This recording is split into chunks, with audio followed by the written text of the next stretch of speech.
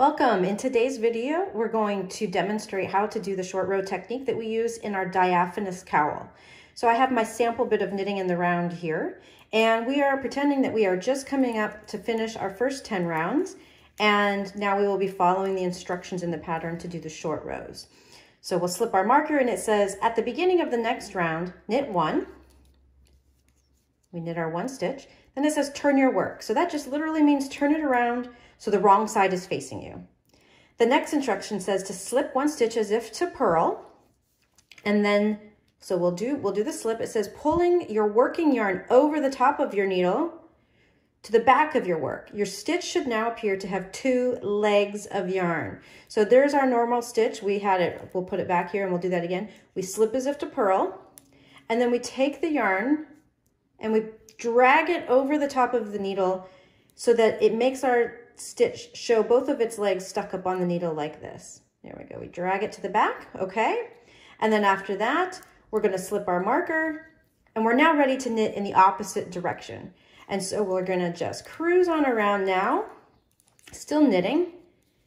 And this allows us to do change directions every 10 rows, giving us that really fun corrugated effect with our knitting, but without having to do 10 rounds of purling. And if you don't mind purling, then just go ahead and skip this whole bit and purl 10 rounds and then go back to knitting 10 rounds.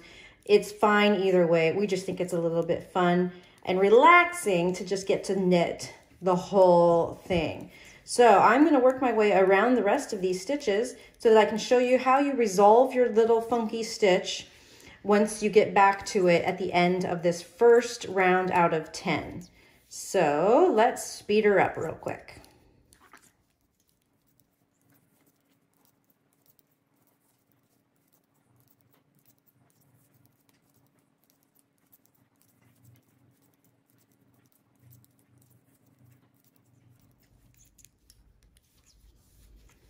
Okay, here we are. We are coming up to the end.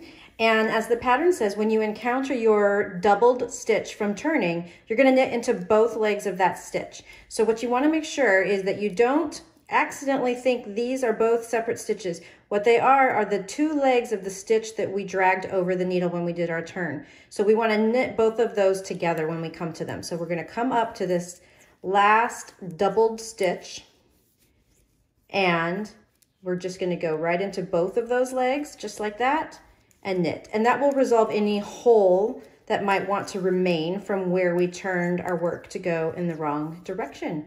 And you're just going to repeat this whole bit of business 8 more times and then bind off very, very loosely with maybe a larger needle. So happy knitting, everybody.